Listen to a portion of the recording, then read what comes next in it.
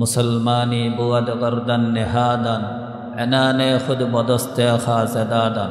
মুসলমান তো তারাই যারা সর্বহালতে সর্বক্ষেত্রে আল্লাহ তাআলার হুকুমের সামনে নিজেকে ন্যস্ত করে দেয়, তারাই হলো মুসলমান। এই মুসলমান আর ঈমানওয়ালাদের মধ্যে সবচেয়ে শ্রেষ্ঠ মানুষ হইল যারা আল্লাহ তাআলার কোরআন বুকে ধারণ করে, আল্লাহ তাআলার কোরআন যারা পড়ে পড়ায়। হাদিসের মধ্যে আল্লাহ রাসূল সাল্লাল্লাহু আলাইহি ওয়াসাল্লাম বলেন, খায়রুকুম মান তাআল্লামাল কুরআনা ওয়া আল্লামা।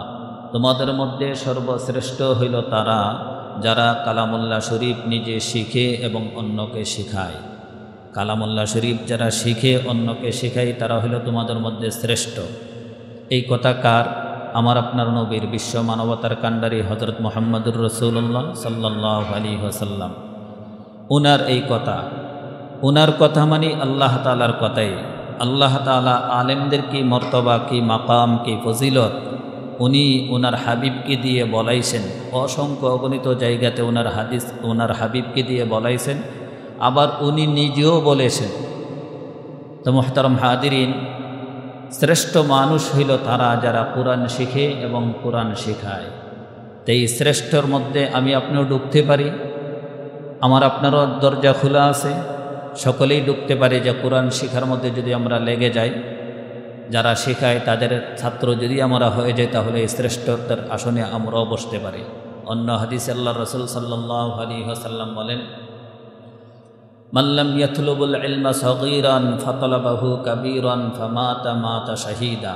যে ব্যক্তি বাল্যকালে ছোটকালে কোরআন শিখতে পারে নাই, এলেম শিখতে পারে নাই, বিদ্যা শিখতে পারে নাই, সে যদি বয়োবৃদ্ধ হয়ে এই কোরআন শেখার জন্য, এই হাদিস শেখার জন্য আত্মনিয়োগ করে আর এমত অবস্থায় সে মৃত্যুবরণ করে, আল্লাহ তাআলা তাকে শাহাদাতের মর্তবা নসিব করে দেন। তাহলে ছোটোকালে যদি আমরা নাও শিখতে পারি, বয়োবৃদ্ধ হয়েও যারা এই কোরআন শেখার মধ্যে লেগে যায়, তাহলে আল্লাহ তাআলা আমাকে আপনাকে এই শিখা অবস্থায় যদি মৃত্যুবরণ করি, তাহলে মরণটা দিবে শাহাদাতের মর্তবা। এজন্য অসংখ্য গণিত জায়গাতে আছে যারা আলেম, যারা উলামা, যারা কোরআন পড়ে এবং পড়ায়, তারা পৃথিবীর শ্রেষ্ঠ মানুষ। তাদের সে শ্রেষ্ঠ মানুষ কেউ নেই। এজন্য তাদেরকে কষ্ট না দেওয়া, তাদের মনে ব্যথা না দেওয়া, তাদেরকে আঘাত না দেওয়া। নবীজি সাল্লাল্লাহু আলাইহি ওয়াসাল্লাম এক হাদিসের মধ্যে বলেন, আল্লাহ রাসূল সাল্লাল্লাহু আলাইহি ওয়াসাল্লাম দুইজন মানুষ সম্পর্কে আলোচনা করতেছিলেন। এর মধ্যে একজন হইল আবেদ, আরেকজন হইল আলেম। যুকিরা লিরাসূলিল্লাহি সাল্লাল্লাহু আলাইহি ওয়াসাল্লাম রাজুলান আহাদুহুমা আবিদুন ওয়াল আখির আলিমুন। দুইজন মানুষের আলোচনা হচ্ছিল, এর মধ্যে একজন হইল আলেম, আরেকজন হইল আবেদ। আলেমকে যে কোরআন শিখে 12 বছর মাদ্রাসায় পড়াশোনা করে, 12, 14 বছর, 16 বছর পর্যন্ত মেহনত করে এই কোরআনের উপরে, তাদেরকে আলেম বলা হয়।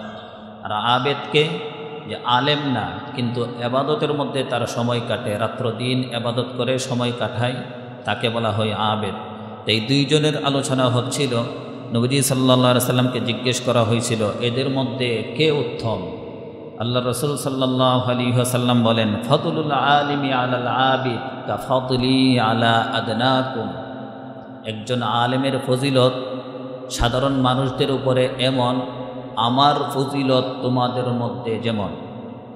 নবীজি সাল্লাল্লাহু আলাইহি সাল্লাম বলেন, একজন আলেমের ফজিলত আবেদের উপরে এমন, যে সারাদিন সারা রাত ইবাদত করে, এমন আবেদের উপরে এমন, আমার ফজিলত, আমার মর্তবা তোমাদের মধ্যে যেমন।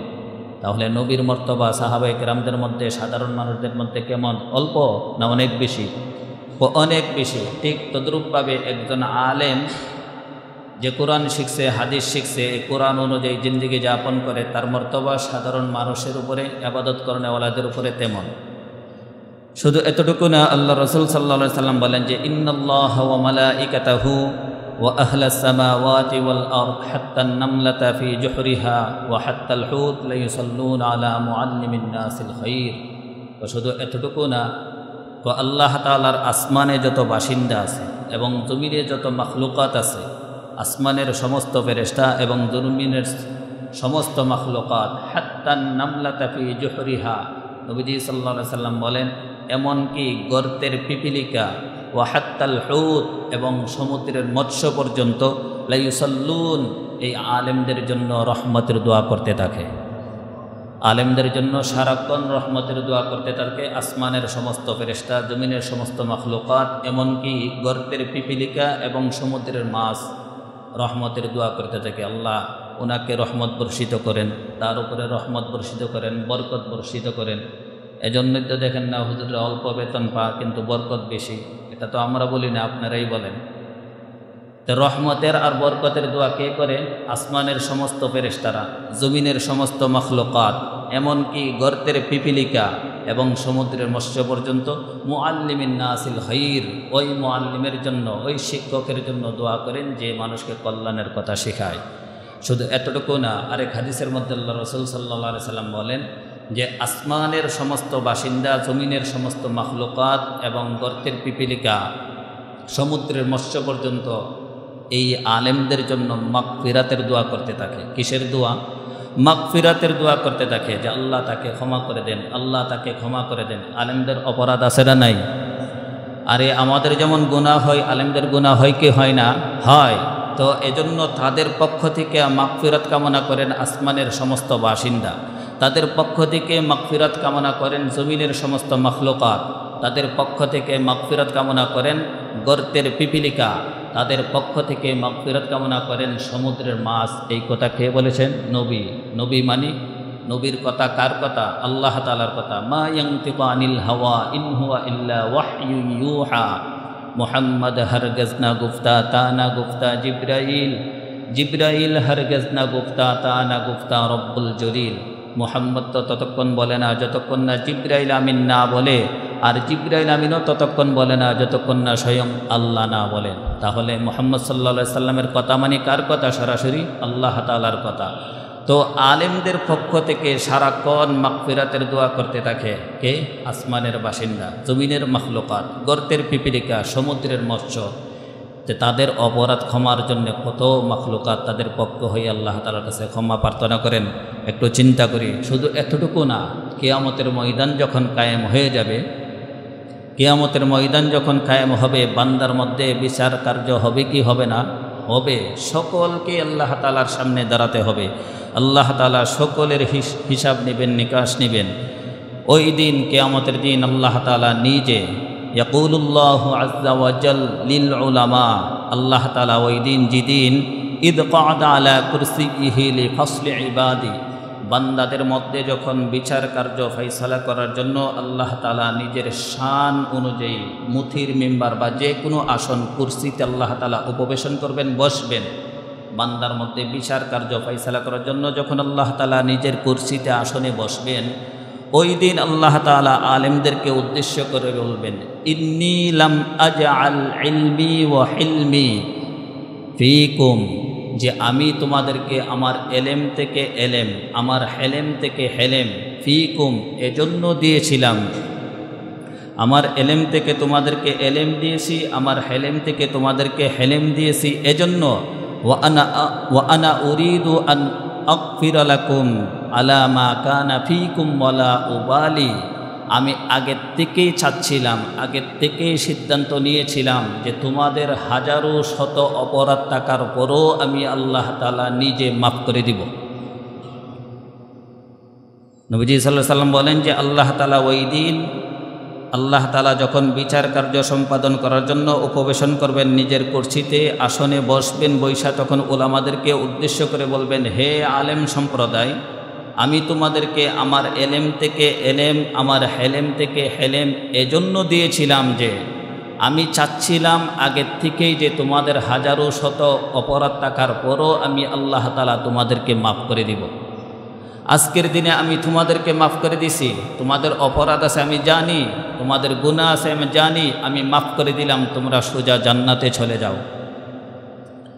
ওই সিদ্ধান্ত আল্লাহ তাআলা বলেন, আমার এই সিদ্ধান্তটা অনেকের কাছে ভালো লাগতে পারে, নাও লাগতে পারে। যেমন দুনিয়াতে কোনো বিচার কার্য যখন হয়, অনেকে যদি কোনো বিচার ফয়সালা কারো পক্ষে দিয়ে দেয়, বিরোধী দলের তার পছন্দ হয় না, ওখান থেকে 2-4-5 জন বিঠু দেয়, বিদ্রোহ করে, না হচ্ছে না, আমরা মানি না, তাকে এভাবে ছেড়ে দেওয়া হবে, এটা আমরা মানতে পারি না। এরকম হয় কি হয় না? ওই দিন, কিয়ামতের দিন, আলেমদেরকে যখন মাফ করে দেওয়া হবে, তাদেরকে যখন ক্ষমা করে বিনা হিসাবে যখন জান্নাতে যাওয়ার জন্য অনুমতি দেওয়া হবে, যাদের পছন্দ হোক আর না হোক, আল্লাহ তাআলা বলেন কিছু লোকের পছন্দ হবে না, না হইলে কি হবে, গফারতু লাকা ওয়ালা উবালি, আমি তাদেরকে যে ক্ষমা করে দিলাম, ওয়ালা উবালি, আমি কারো পরোয়া করি না। আমার এই সিদ্ধান্তে কে সন্তুষ্ট হইল আর না হইল আমি সেটা দেখার বিষয় না, তার পরোয়া করার কোনো বস্তু নাই আমার কাছে, আমি মাফ করে দিলাম। তাহলে মুহতারাম হাদিরিন, আলেমদেরকে আল্লাহ তাআলা আগের থেকেই যাচাই করে বাছাই করে নির্বাচিত করে আল্লাহ তাআলা তাদের ভিতরে কোরআনের এলেম ঢোকান। মাইয়ুরিদিল্লাহু বিহি খাইরান ইউফাক্কিহু ফিদ্দীন, আল্লাহ তাআলা যার কল্যাণ চান, যার মঙ্গল চান, তাকে দ্বীনি এলেম দেন, দ্বীনি বিদ্যা দেন। তো আল্লাহ তাআলা তাদেরকে আগের থেকেই এলেম দিচ্ছেন, হেলেম দিচ্ছেন, এজন্য যে তাদেরকে মাফ করে দিবেন। এলেম শিখার কারণে শুধু আল্লাহ তাআলা মাফ করে দেন। একটা ছাত্র, একজন আলেম হাফেজ হইতে গিয়ে এই কুরআনুল কারীম যে কত হাজারো লক্ষবার পড়ে তার কোনো ইয়ত্তা নাই, হিসাব নাই, তো আল্লাহ তাআলা মাফ করবেন না কেন? আল্লাহ তাআলা মাফ করবেন না কেন? কত যে হাজারো বার লক্ষবার রিভিশন দেওয়া লাগে এই কোরআনকে হেফজ করার জন্য। এজন্যই আল্লাহ রসুল বলেন যে আল্লাহ তাআলা ওই দিন তাদেরকে মাফ করে দিবেন। এই মাফ করাটা কারো পছন্দ হোক বা না হোক, এটা আল্লাহ তাআলার দেখার কোনো বিষয় না। আল্লাহ বলেন আমি কারো পরোয়া করি না, আমি মাফ করে দিব। এজন্য আলেমদের সাথে বেয়াদবি করলে একটু বিবেচনা করতে হবে, আলেমদের সাথে দুর্ব্যবহার করলে একটু বুঝে শুনে করতে হবে। যে আলেমের পক্ষে কিন্তু আসমানের সমস্ত বাসিন্দারা ক্ষমা চায়, আলেমের পক্ষে কিন্তু জমিনের সমস্ত মাখলুকাত ক্ষমা চায়, আলেমদের পক্ষে কিন্তু গর্তের পিপিলিকা মাপ চায়, আলেমদের পক্ষে কিন্তু সমুদ্রের মাছ মাপ চায়। আর যেই কথাগুলো বললাম এই সবাই আবার রহমতের দোয়াও করে। তো এই আলেমদের পক্ষে, এই আলেমদের বিরুদ্ধাচরণ করলে অবস্থা কী হবে? দুনিয়াতে না কোনো মতে চলে গেলাম, কিন্তু আখিরাতে কী হবে? এজন্য আমরা অনেক সময় না বুঝে, চিন্তা ফিকির না করে, দলের হয়ে, নেতার হয়ে আমরা তখন অন্ধত্ব বরণ করে তখন উলামায়ে কেরামেরকে বৃদ্ধাঙ্গুলি দেখাই, তাদের বিরুদ্ধে কটু কথা বলতে আমাদের ভিতর তখন কাঁপে না। আপনি দলের জন্য আলেমের বিপক্ষে যেতে পারেন, নেতার জন্য আলেমের বিপক্ষে যেতে পারেন, আলেমের জন্য কি দলের বিপক্ষে যেতে পারেন না? আলেমের পক্ষ হয়ে নেতার বিরুদ্ধে যেতে পারেন না? কিয়ামতের দিন এটাই আপনার জন্য কাল হয়ে দাঁড়াবে। হাদিসের মধ্যে আল্লাহ রাসূল সাল্লাল্লাহু আলাইহি ওয়াসাল্লাম বলেন, উকদু আলিমা, তোমরা আলেম হও। যদি আলেম হওয়া সম্ভব না হয়, আও মুতাআল্লিমান, তাহলে তোমরা আলেমের ছাত্র হও। আলেমের ছাত্র যদি না হইতে পারো, আও মুস্তামিয়ান, তারা যখন কথা বলে এই কথাগুলোকে দিলের কানে শ্রবণকারী হও। ওয়াদাক্কির ফা ইন্না যিকরা তানফাউল মুমিনিন, আল্লাহ তাআলা বলেন হে রাসূল আপনি মুমিনদেরকে নিয়ে আলোচনা করুন। আলোচনা করলে মুমিনদেরকে যে আমি আল্লাহ তাআলা বিবেক দিয়েছি, এই বিবেক দ্বারা যখন বিবেচনা করবে তখন তার মধ্যে একটা মানার মতো যোগ্যতা চলে আসবে। তো যারা আলেমদের বিরুদ্ধাচরণ করে, উলামায়ে কেরামের বিপক্ষে চলে, তারা আলেমদের কথা শুনে না। যদি শুনতো তারা কোনোদিন বিরুদ্ধাচরণ করতে পারতো না, তাদের মজলিসে আসে না, বসে না। অথচ অন্য জায়গায় আল্লাহ রাসূল সাল্লাল্লাহু আলাইহি ওয়াসাল্লাম লুকমান হাকিম তার ছেলেকে কি বলছিলেন সেটা উঠে তুলে ধরেছেন উনি। আল্লাহ রাসূল বলেন, আলাইকুম বিমুজালাসাতিল উলামা ওয়া ইস্তিমাই কালামিল হুকামা ফা ইন্নাল্লাহ তাআলা ইউহয়িল কলবাল মাইয়িতা বিনূরিল হিকমা কামা ইউহয়িল আরদাল মাইতাতা বিমাইল মাতর। তো তোমরা আলেমদের মজলিসে বসো, আলাইকুম বিমুজালাসাতিল উলামা, তোমরা আলেমদের মজলিসে বসো, ও ইস্তিমাই কালামিল হুকামা, তাদের এই জ্ঞান গর্ব কথাকে দিলের কানে মনোযোগ সহকারে তোমরা শুনো। ফা ইন্নাল্লাহ তাআলা ইউহয়িল কলবাল মাইয়িতা বিনূরিল হিকমা, এই দিলের কানে মনোযোগ সহকারে শোনার দ্বারা কি হবে? ও আল্লাহ তাআলা তাদের এই জ্ঞান গর্ব কথার দ্বারা তোমাদের মর্দা, তোমাদের মৃত অন্তরকে আল্লাহ তাআলা জীবিত করে দিবেন। কামা ইউহয়িল আরদাল মাইতাতা বিমাইল মাতর, যেমনভাবে আল্লাহ তাআলা আসমান থেকে বৃষ্টি দিয়ে শুকনো মরুভূমিকে, শুকনো মাটিকে, জমিনকে আল্লাহ তাআলা ঘাস উৎপন্ন হওয়ার উপযোগী করে দেন, উর্বর করে দেন, ঠিক তদ্রূপভাবে আলেমদের কথা যখন তোমরা মনোযোগ সহকারে শুনবা, দিলের কানে যখন শুনবা, তোমাদের এই মুর্দা অন্তরকে, মৃত অন্তরকে আল্লাহ তাআলা ঈমানের আলোকে জীবিত করে দিবেন। এজন্য মুহতারাম হাজিরিন, যারা আলেমদের বিরুদ্ধাচরণ করে তারা আলেমদের কথাই শুনে না। এজন্য আল্লাহ রাসূল বলেন, আও মুস্তামিআন, তোমরা আলেমদের কথাকে মনোযোগ সহকারে শ্রবণকারী হও। আও মুহিব্বান, অথবা তাদেরকে মহব্বত কারণেওয়ালা হও। আও মুহিব্বান, তাদেরকে মহব্বত কারণেওয়ালা হও। এই ছাইরেই তাইকো। ওয়ালা তাকুনিল খামিসাতা ফাতাহলিকা, নবীজি সাল্লাল্লাহু আলাইহি সাল্লাম বলেন, সাবধান সাবধান, এই ছাইরের বাহিরে যাও না, পঞ্চমে যাও না। যদি পাশে যাও তাহলে ফাতাহলিকা, ধ্বংস তোমাদের জন্য অনিবার্য। 1 নম্বর উগদু আলিমান, আলেম হও। 2 নম্বর আও মুতাআল্লিমান, ছাত্র হও। 3 নম্বর আও মুস্তামিআন, তাদের কথা মনোযোগ সহকারে শ্রবণকারী হও। আও মুহিব্বান, 4th নম্বর হলো তাদেরকে মহব্বত করনেওয়ালা হও। সাবধান, এই ছাইরেই তাইকো, পাশে যাও না। ওয়ালা তাকুনিল খামিসাতা ফাতাহলিকা, যদি পাশে চলে যাও তাহলে ধ্বংস অনিবার্য। 5 নম্বর কি, আং তুকবিদল ইলমা ওয়া আহলা, আলেম এবং এলেমের বিরুদ্ধাচরণ করা, আলেমদের বিরুদ্ধে কলম ধরা, আলেমদের বিরুদ্ধে মুখ খোলা, কটু বাক্য দিয়ে স্লোগান দেওয়া। কত নিকৃষ্ট বাক্য দিয়ে আলেমদের বিরুদ্ধে স্লোগান দেওয়া হয়, একটুও ভিতর কাঁপে না। যারাই আলেমদের বিরুদ্ধে লেগেছে, যখনই লেগেছে তারাই ধ্বংস হয়েছে। আলেমরা এই জমিনে ছিল, আসে, আলেমরাই থাকবে। যারা আলেমদের বিপক্ষে লেগেছে তারাই এই জমিনে থাকতে পারবে না কোনো দিন। এজন্য ইতিহাস থেকে শিক্ষা নেওয়া উচিত। আমরা কেন যে বারবার ইতিহাস ভুলে যাই, এটা হয় না। ইতিহাস কোনোভাবেই ভোলা যেতে পারে না। ইতিহাস যারা ভুলে যায় তারাই এইটার খেসারত দিতে হয়। এজন্য মুহতারাম হাদিরিন, আল্লাহ রসুল সাল্লাল্লাহু আলাইহি ওয়াসাল্লাম আলেমদের ব্যাপারে বলছে যে তোমরা আলেমদেরকে অন্তত মহব্বত করনেওয়ালা হও। যারা আলেমদেরকে মহব্বত করবে তারা আলেমদের সাথেই কিয়ামতের দিন তাদের হাসর আর নাসর হয়ে যাবে।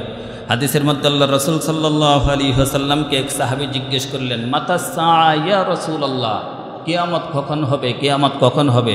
নবীজি সাল্লাল্লাহু আলাইহি ওয়াসাল্লাম বলেন, মা আ'দাত্তা লাহা, তুমি যে কিয়ামতের অপেক্ষা করতেছো, খালি বলো কিয়ামত কখন হবে, কিয়ামত কখন হবে। মা আ'দাত্তা লাহা, তুমি কিয়ামতের জন্য কি প্রস্তুতি নিয়েছো? ওই লোক বলে, মা আ'দাত্তু লাহা মিন কাসীরিন ওয়ালা সালাতিন ওয়ালা সাওমিন ওয়ালা সাদাকা ইয়া রাসূলুল্লাহ, আমি কিয়ামতের জন্য অধিক পরিমাণে নামাজ পড়তে পারি নাই, অধিক পরিমাণে সাদকা করতে পারি নাই, অধিক পরিমাণে নফল রোজা রাখতে পারি নাই। ওয়ালাকিন্নী উহিব্বুল্লাহ ওয়া রাসূলা, তবে আমার অন্তরে আল্লাহ আর আল্লাহর রাসূলের মহব্বত 100 বিদ্যমান আছে। নবীজি সাল্লাল্লাহু আলাইহি সাল্লাম বলেন, আনতা মাআ মান আহবাবতা, তাহলে তুমি যাকে মহব্বত করো তার সাথেই তোমার হাসর নাসর হবে। যাকে মহব্বত করবে তার সাথেই তোমার কিয়ামত হবে। তাহলে আমরা নামাজ অধিক পরিমাণে নাও পড়তে পারলে, রোজা নাও রাখতে পারলে, সদকা দান খয়রাত নাও করতে পারলে, আমরা যদি যারা সৎ মানুষ, ভালো মানুষ, উলামায়ে কেরাম, তাদের পক্ষে যদি আমরা তাকি, তাদেরকে আমরা মহব্বত করি, অন্তত পক্ষে এই মহব্বতটা কিয়ামতের দিন আমার নাজাতের উসিলা হতে পারে কি পারে না? আল্লাহ রসুল বলেন, মান আনতা মাআ মান আহবাবতা, তুমি যাকে মহব্বত করবা তার সাথেই তোমার হাসর নাসর হবে। এজন্য মুহতারাম হাদিরিন, আমরা খুব সাবধান থাকি।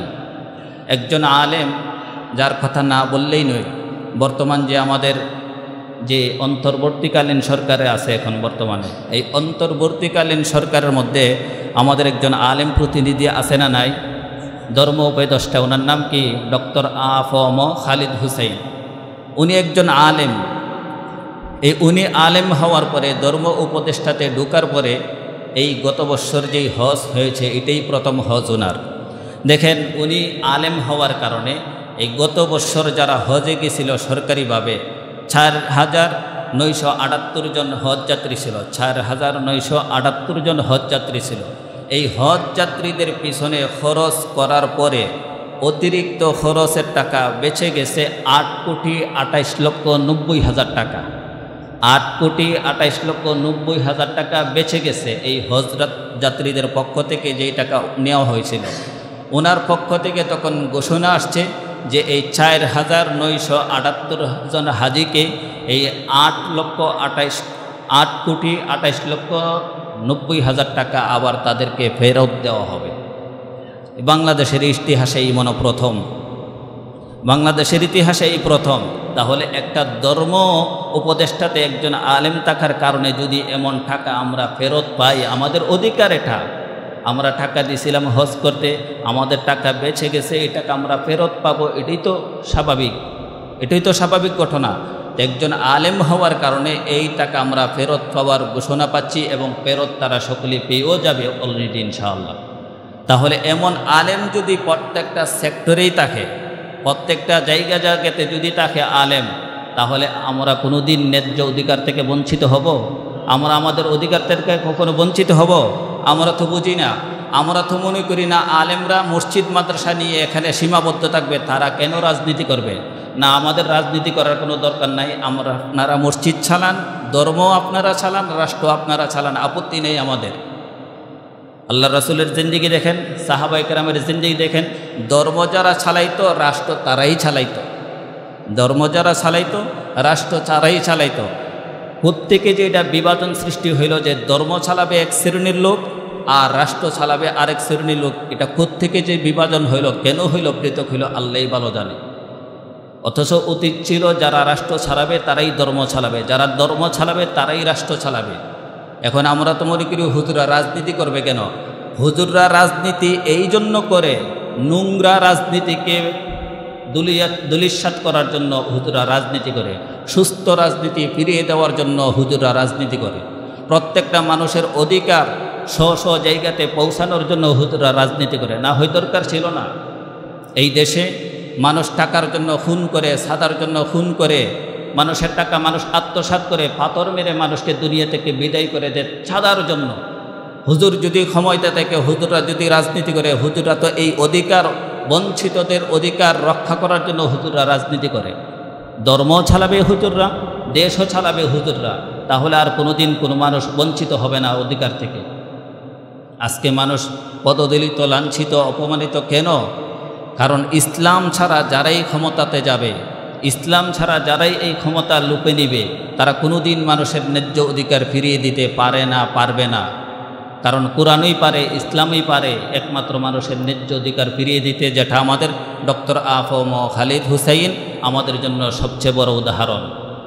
না হয় এই টাকা আবার ফিরিয়ে দিবে কে? বাংলাদেশের ইতিহাসেই প্রথম। এজন্য মুহতারাম হাদিরিন, আলেমদের বিপক্ষে কথা বললে অন্তরটাকে কয়েকবার ভাবিয়ে তুলে নি যে আমি কার বিপক্ষে কথা বলছি। আমরা তো চাই না আপনারা হিসাব ইমামতি করেন, আপত্তি নাই, আমাদের তো দরকার নাই ইমামতি করার। আপনারা কোরআন পড়ান, জাতিকে কোরআন শিখান, মসজিদেও ইমামতি করেন, মাদ্রাসায়ও কোরআন শিখান, আপত্তি নাই আমাদের। আমরা চাই মানুষ যেন শান্তিতে থাকে, মানুষ যেন নিরাপদ থাকে, প্রত্যেকটা মানুষের নিশ্চিত অধিকার যেন ফিরে পায় তারা, এটাই আমরা চাই। না হয় দরকার নাই তো আমরা ক্ষমতা দিয়ে কি করব? আমরা ক্ষমতা দিয়ে কি করব? উলামায়ে কেরাম ক্ষমতা দিয়ে কি করবে? শুধু উলামায়ে কেরামের দায়িত্ব এটা যে কিয়ামতের দিন আল্লাহ তাআলা জিজ্ঞেস করবে যে তোরা কোরআন শিকার পরে, হাদিস শিকার পরে, রাসূলের কি রাজনীতি ছিল, রাসূলের কি নিয়ম নীতি ছিল, আর তোদের দেশে এই টাকা না দিলে, সাদা না দিলে, পাথর মেরে মানুষকে দুনিয়া থেকে বিদায় করে দিবে, এই অবস্থা দেখো তোরা মুখের মধ্যে তালা দিয়ে আসলি কেন? এইটার জবাবদিহিতা যেন করতে না হয়, এজন্য আমরা মুখ খুলি। আপনাদেরকে দল এবং নেতা টাকা দিয়ে আপনাদের মুখ বন্ধ করে রাখে, আর আমাদেরকে আল্লাহর ভয় মুখ খুলতে বাধ্য করে। না হয় আমরা কোনোদিন মুখ খুলতাম না।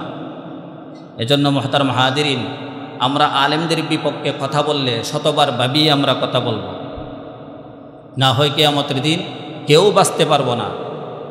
কোরআন, ইসলাম, হাদিস এগুলোই আমাদেরকে বাঁচাতে পারে কিয়ামতের দিন। আল্লাহ তাআলা দুনিয়াতে যাদেরকে অপছন্দ করেন, ঘৃণা করেন, এই সমস্ত লোকদের মধ্যে এক নম্বর হলো ইন্নাল্লাহা ইউবগিদু কুল্লা জাযিরিন জাওয়াজ সাখাবিন বিল আসওয়াক জিফাতিন বিল লাইল হিমারিন বিন নাহার আলিমিন বিআমরিদ দুনিয়া জাহিলিন বিআমরিল আখিরা। আল্লাহ তাআলা দুনিয়াতে কিছু মানুষকে খুব অপছন্দ করেন, খুব ঘৃণা করেন। এর মধ্যে এক শ্রেণী হইল ইউবগিদু কুল্লা জাযিরিন জাওয়াজ, যারা অহংকারী, রূঢ়বাসী, কর্কশবাসী, বদমেজাজি, মানুষকে তুচ্ছ তাচ্ছিল্য করে, আলেম উলামাদেরকে তারা সম্মান দেয় না, এই শ্রেণীর মানুষদেরকে আল্লাহ তাআলা খুব ঘৃণা করেন, খুব অপছন্দ করেন। সাখাবিন বিল আসওয়াক, কোনো কাম নাই, দোকানপাটে বসে, বাজারে বসে, চাষস্থলে বসে শুধু চিৎকার পাৎকার করে, চিল্লা পাল্লা করে। সাখাবিন বিল আসওয়াক, যারা এই দোকানপাটে বসে, বাজারে বসে চিল্লা পাল্লা করে, অনর্থক ঘুরে, আল্লাহ তাআলা এদেরকে খুব অপছন্দ করেন। জিফাতিন বিল লাইল, আর রাত্রের বেলা তারা গাদার মতো ঘুমায়। জিফাতিন বিল লাইল, রাত্রেবেলা তারা মরার মতো ঘুমায়। হিমারিন বিন নাহার, দিনের বেলা দুনিয়াবি কাজে খুব আটকে থাকে, খুব লেগে থাকে, গাদার মতো দুনিয়াবি কাজে খুব খাটে, গাদার মতো কাটে। জিফাতিম বিল লাইল, রাত্রে যখন হয় তখন মরার মতো ঘুমায়। আলিমিম বি আমরিদ দুনিয়া, দুনিয়ার প্রতিটা বিষয়ে সে খুব বিশেষজ্ঞ, দুনিয়ার এমন কোনো সেক্টর নাই সে এই ব্যাপারে জানে না। জাহিলিম বি আমরিল আখিরা, কিন্তু আখিরাতের ব্যাপারে জিজ্ঞেস করলে জিরো, আখিরাতের ব্যাপারে কিছু জানে না। কুল হু আল্লাহ জিজ্ঞাসা করলে পারে না, বাপ মারা গেছে জানাজার দোয়া বলো পারে না। আখিরাতে কি দিয়ে সফলতা হবে ওইটার সময় জিরো, কিন্তু দুনিয়ার প্রতিটা বিষয়ে সে খুব পারদর্শী। আল্লাহ তাআলা এমন মানুষদেরকে খুব অপছন্দ করেন যারা রূঢ়বাসী, কর্কশবাসী, বদমেজাজি, ওলামায়ে কেরামকে তুচ্ছ তাচ্ছিল্য করে, এদেরকে আল্লাহ তাআলা অপছন্দ করে 1 নম্বর। 2 নম্বর সাখাবিম বিল আসওয়াক, যারা বাজারে অনর্থক ঘুরে, শাস্তলে বসে বসে অনর্থক আড্ডা দেয়, এদেরকে আল্লাহ তাআলা খুব ঘৃণা করেন। জিফাতিম বিল লাইল, যারা রাত্রের বেলা মরার মতো ঘুমায়, তাদেরকে আল্লাহ তাআলা খুব অপছন্দ করেন। হিমারিম বিন নাহার, দিনের বেলা দুনিয়াবি কাজে যারা গাধার মতো খাটে, এদেরকে আল্লাহ তাআলা খুব অপছন্দ করেন। আলিমিম বি আমরিদ দুনিয়া, যারা দুনিয়ার প্রত্যেকটা বিষয়ে পারদর্শী, তাদেরকে আল্লাহ তাআলা খুব অপছন্দ করেন। জাহিলিম বি আমরিল আখিরা, যারা আখিরাতের ব্যাপারে একবারে অজ্ঞ, কিচ্ছুই জানেন না, জিরো, এদেরকে আল্লাহ তাআলা খুব অপছন্দ করেন। তাহলে দুনিয়াতে সবচেয়ে প্রিয় মানুষ, সবচেয়ে আল্লাহ তাআলার কাছে প্রিয় মানুষকে উলামায়ে কেরাম। হাদিসের মধ্যে আল্লাহ রাসূল সাল্লাল্লাহু আলাইহি ওয়াসাল্লাম বলেন, আলা ইন্নাদ দুনিয়া মালউনাতুম মালউনুম মা ফিহা, আলা ইন্নাদ দুনিয়া মালউনাতুম মালউনাতুম মা ফিহা ইল্লা যিকরুল্লাহ ওয়া মা ওয়ালাহু আলিমুন আও মুতাআল্লিম। দুনিয়ার প্রত্যেকটা জিনিস অভিশপ্ত। নবীজি সাল্লাল্লাহু আলাইহি ওয়াসাল্লাম বলেন যে দুনিয়ার সব জিনিস অভিশপ্ত, এর মধ্যে শুধু জিকির আর আলেম আর ছাত্র, তারা ছাড়া দুনিয়ার যত জিনিস আছে সব অভিশপ্ত। আলা ইন্নাদ দুনিয়া মালউনুম মালউনাতুম মা ফিহা, দুনিয়া এবং দুনিয়ার মধ্যে যা আছে সব অভিশপ্ত, ইল্লা যিকরুল্লাহ, কিন্তু যারা আল্লাহর জিকির করে তারা অভিশপ্ত না। ওমা ওয়ালাহু আলিমুন আও মুতাআল্লিম, এবং যারা আলেম এবং যারা ছাত্র তারা ব্যতীত, যারা কোরআন শিখে এবং শেখায় তারা ব্যতীত, যারা জিকির করে তারা ব্যতীত, দুনিয়া এবং দুনিয়ার মধ্যে যা আছে সব অভিশপ্ত।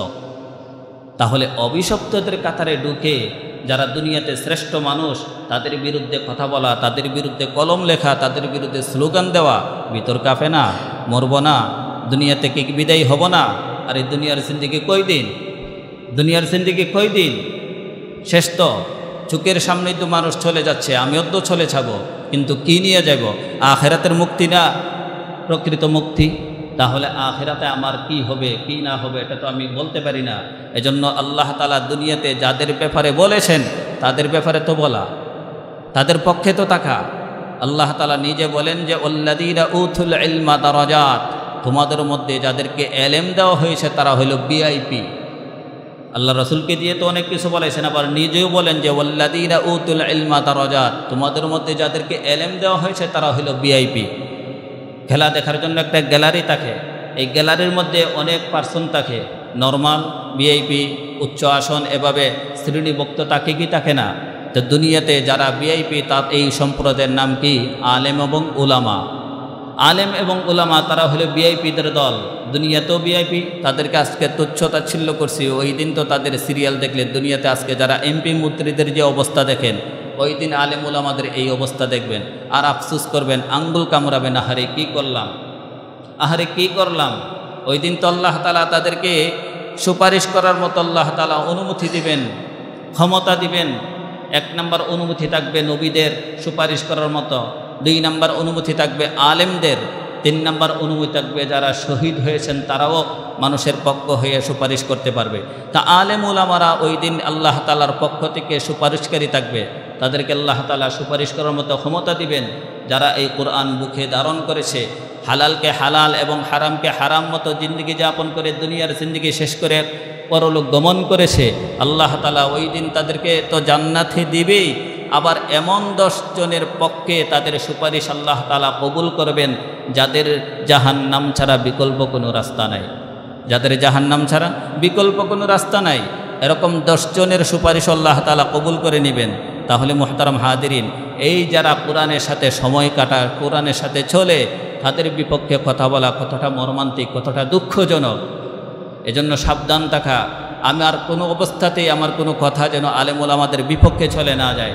শুধু এতটুকু না, আল্লাহ রসুল সাল্লাল্লাহু আলাইহি ওয়াসাল্লাম হাদিসের মধ্যে বলেন, যারা কোরআন অনুযায়ী জিন্দেগি যাপন করবে, কোরআন পড়তে পড়তে নিজের জীবন শেষ করে দিবে, তারা কিয়ামতের দিন যখন প্রত্যেকে তার কবর থেকে উঠবে, যার যার কবর থেকে উঠবে, এই কোরআনওয়ালা জীর্ণ শীর্ণ অবস্থায় এই কবর থেকে উঠবে।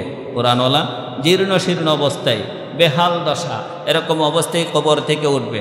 ওঠার পরে স্বয়ং কোরআন তখন মানুষের রূপ ধারণ করে তার সামনে চলে যাবে, গিয়ে বলবে, হাল তারিফুনি, আপনি কি আমাকে চিনেছেন?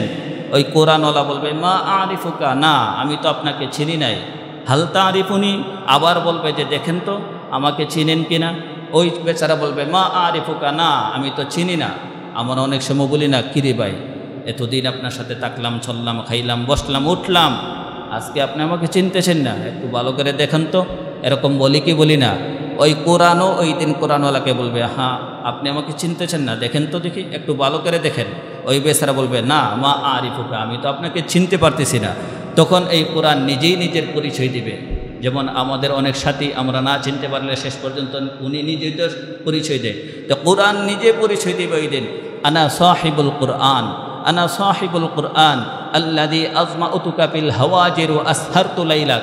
আরে আমি তো আপনার বন্ধু, আপনার সাথী, সেই কোরআন যে কিনা দিনের বেলা আপনাকে ব্যস্ত রেখেছেন কোরআন তেলাওয়াতের মধ্যে, ওয়া আসহারতু লাইলাক, এবং রাত্রি জাগরণ করাইছি। আপনাকে দিনের বেলা পিপাসার্ত রেখেছি, রোজা রেখেছেন আমার হুকুমের উপরে আমল করতে গিয়ে, আমার জন্য অনেক রাত আপনি নির্গুম কাটিয়েছেন, আপনি আমাকে চিনতে পারতেছেন না। ওয়া ইন্না কুল্লা তাজিরিম মিন ওয়ারাই তিজারা, দুনিয়াতে প্রত্যেকটা ব্যবসায়ী ব্যবসা করে লাভ হাসিল করার জন্য। ওয়া ইন্নাকাল ইয়াউমা মিন ওয়ারাই কুল্লি তিজারা, আপনি যেই ব্যবসা করে আসছেন না দুনিয়াতে, আজকের দিনে সবচেয়ে বেশি লাভজনক ব্যবসায়ী আপনিই হবেন। দুনিয়াতে প্রত্যেকটা মানুষ ব্যবসা করে লাভ হওয়ার জন্য নাকি ক্ষতি হওয়ার জন্য? লাভের জন্য। তো এই কোরআন বলবে যে দুনিয়াতে যেমন মানুষ ব্যবসা করে লাভের জন্য, আপনিও যেই ব্যবসা করে আসছেন না, আজকের দিনে সবচেয়ে বেশি লাভ হবে আপনার। আপনার চেয়ে লাভবান ব্যক্তি এই কিয়ামতের মাঝে আর কেউ হবে না। এই বলে ফায়ু'তাল মুলকু বিয়ামিনি, এই কোরআনওয়ালার ডান হাতে দেওয়া হবে বাদশাহী, ওয়াল খুলদু বিশিমালি, এবং তার বাম হাতে দেওয়া হবে চিরস্থায়ী বাদশাহী। এরকম না যে 3 বছর, 5 বছর, 10 বছর জুড়ে, গায়ের জুড়ে 10 বছর নামিয়ে নেওয়ার পরে মানুষ আন্দোলন করে নামিয়ে দেয়, এরকম ক্ষমতা না। ফায়ু'তাল মুলকু বিয়ামিনি, ডান হাতে বাদশাহী দেওয়া হবে, 5 বছরের না 10 বছরের না, না নামলে যে আমার বিরুদ্ধে আন্দোলন করবে এমন না। ওয়াল খুলদু বিশিমালি, আবার বাম হাতে চিরস্থায়ী থাকার বাদশাহী। ওয়ায়ুদাউ আলা রাসিহি তাজুল ওয়াকার, শুধু এতটুকু না, শেষ না, কোরআনওয়ালার মাথার মধ্যে একটা মুকুট পরানো হবে। কোরআনওয়ালার মাথার মধ্যে একটা মুকুট পরানো হবে। ওয়ায়ুকসা ওয়ালিদাহু হুল্লাতাইন লা ইউকাব্বিমু লাহুমা আহলুদ দুনিয়া বিমা কুসিনা হাদি, এবং এই কোরআনওয়ালাকে তো এতক্ষণ দেওয়া হইল, ওনাকে ডান হাতে বাদশাহী, বাম হাতে জান্নাতে চিরস্থায়ী থাকার পরোয়ানা, এবং তার মাথার মধ্যে মুকুট পরানো হবে। এটা হইল কোরআনওয়ালা, যে কোরআন পড়েছে, আলেম হয়েছে তাকে। তার পাশাপাশি তার মাতা পিতাকে কি দেওয়া হবে? নবীজি সাল্লাল্লাহু আলাইহি সাল্লাম বলেন, ওয়ায়ুদাউ আলা রাসিহি তাজুল ওয়াকার ওয়ায়ুকসা ওয়ালিদাহু হুল্লাতাইন, এবং তার পিতামাতাকে এমন 2 জোড়া পোশাক পরানো হবে, লা ইউকাব্বিমু লাহুমা আহলুদ দুনিয়া, যেই 2 জোড়া পোশাক কেনার মতো সামর্থ্য পুরা পৃথিবীবাসী মিলেও হবে না। যেই 2 জোড়া পোশাক কেনার মতো সামর্থ্য পুরা পৃথিবী, শুধু বাংলাদেশ না, ইন্ডিয়া না, পাকিস্তান না, অস্ট্রেলিয়া না, ইংল্যান্ড না, নেদারল্যান্ড, আয়ারল্যান্ড, ইংল্যান্ড, জাপান, চীন, যত রাষ্ট্র আছে পৃথিবীতে, কোনো রাষ্ট্রের সামর্থ্যের ভিতরে থাকবে এটা হবে না, সব রাষ্ট্রের সামর্থ্যের বাহিরে। তাহলে একটু চিন্তা করে দেখেন তো, 2 জোড়া পোশাক কত মূল্যবান, কত দামি। কাকে পরানো হবে? এই কোরআনওয়ালার পিতামাতাকে। বিমা কুসিনা হাদি, তারা এত দামি পোশাক পরে জিজ্ঞেস করবে, বিমা কুসিনা হাদি, আমাদেরকে এত মূল্যবান পোশাক কেন পরানো হলো? তাদেরকে বলা হবে, বি আখদি ওয়ালাদিকুমাল কোরআন, আপনার সন্তানদের কোরআন বুকে ধারণ করার কারণে, হেফজ করার কারণে আপনাদেরকে আজকে এই সম্মানে সম্মানিত করা হইল। এই সম্মানে সম্মানিত করা হলো নিজের সন্তানকে কোরআনের হাফেজ বানানোর কারণে, আলেম বানানোর কারণে। তাহলে পৃথিবীতে একটাই ধর্ম, একটাই শিক্ষা আছে, যেই শিক্ষা শিক্ষিত হলে নিজেদেরও লাভ, নিজেদের পিতামাতারও লাভ। সেটা কি শিক্ষা? ধর্মীয় শিক্ষা। এই ধর্মীয় শিক্ষা যারা শিখেছে, যারা শিখায়, তাদের বিরুদ্ধে কথা বলা, তাদের মাকাম কত উপরে থাকবে। এরপরে এই কোরআনওয়ালাকে বলা হবে, আজকে তুমি পড়তে থাকো আর জান্নাতে ছড়তে থাকো, তোমার পড়া যেখানে শেষ হবে ওখানেই হবে তোমার বাসস্থান। কেন বলি মুহতারাম হাজিরিন, এই কোরআনের ফজিলত কেন শিখাই, আপনাদেরকে শোনাই কেন? হাদিসের মধ্যে আল্লাহ রাসূল বলেন, ওই ব্যক্তি কখনো পূর্ণাঙ্গ মুমিন হতে পারবে না যে নিজের জন্য যা পছন্দ অপরের জন্য তা পছন্দ না করে। নিজের জন্য যেটা পছন্দ অপরের জন্য এটা পছন্দ না করলে সে পূর্ণাঙ্গ মুমিন না। এজন্য আমরা কোরআন শিখেছি, হাদিস শিখেছি, আপনাদেরকে শোনাই, এজন্য যেন আপনারাও এই লাইনে চলে আসেন, আপনাদের নাতিপুতি ছেলে মেয়েদেরকে যেন এই লাইনে নিয়ে আসেন। এই নোংরা রাজনীতিতে ঢুকে যেন কুরুদ্দিন এই ধর্মীয় শিক্ষায় শিক্ষিত যারা আলেম উলামা যারা, এদের বিরুদ্ধে যেন আপনারা না দাঁড়ান, এজন্য শোনাই। ওই দিন আপনারা বলবেন আল্লাহ তাআলার কাছে, আল্লাহ আমরা তো দুনিয়াতে শুনলাম না, দেখলাম না, যদি আমরা শুনতাম দেখতাম, আমাদেরকে কেউ জানাইতো শুনাইতো, তাহলে আমরা মানতাম, আমরা এই আজকের জাহান্নামী হইতাম না। তখন আপনারা নিজেরা আল্লাহর কাছে অভিযোগ করবেন, ওয়াকালু লাউ কুন্না নাসমাউ ওয়া নাআকিলু মা কুন্না ফি আসহাবিস সাঈর, যদি আমরা শুনতাম বুঝতাম হৃদয় দিয়ে উপলব্ধি করতাম, মা কুন্না ফি আসহাবিস সাঈর, তাহলে আজকে জাহান্নামবাসী হইতাম না। ওই দিন যেন অভিযোগ না করতে পারেন, এজন্য আমরা মিম্বার থেকে আপনাদেরকে এই কথাগুলো শোনাই। তাহলে মুহতারাম হাজিরিন, সদা সর্বদা নিজেরাও কোরআন শিখব, নিজেদের সন্তানদেরকেও কোরআন শিখাবো, নাতিপুতিদেরকেও এই ধর্মীয় শিক্ষায় শিক্ষিত করব। হ্যাঁ, বাংলা শিক্ষায় জেনারেল শিক্ষায় শিক্ষিত হওয়া কোনো অপরাধ না। জেনারেল শিক্ষায় শিক্ষিত হয়ে ধর্মীয় শিক্ষার বিপক্ষে দাঁড়ানো হইল অপরাধ, ধর্মীয় শিক্ষার বিপক্ষে দাঁড়ানো হইল অপরাধ। এমনি জেনারেল শিক্ষায় শিক্ষিত হওয়া অপরাধ না, ডাক্তার হওয়া, ইঞ্জিনিয়ার হওয়া এগুলো অপরাধের বিষয় নয়। কিন্তু এগুলো হওয়ার পরে ধর্মীয় শিক্ষার বিপক্ষে দাঁড়ানো, কোরআনের বিপক্ষে দাঁড়ানো এগুলো সবচেয়ে বড় অপরাধ। এজন্য আল্লাহ তাআলা আমাদের সকলকেই যেন কোরআনের পক্ষে, আল্লাহ রাসূলের পক্ষে কথা বলতে পারে। আমিন। তো আল্লাহ আমাদের সকলকে তৌফিক দেন, আমরা পড়ি আমিন।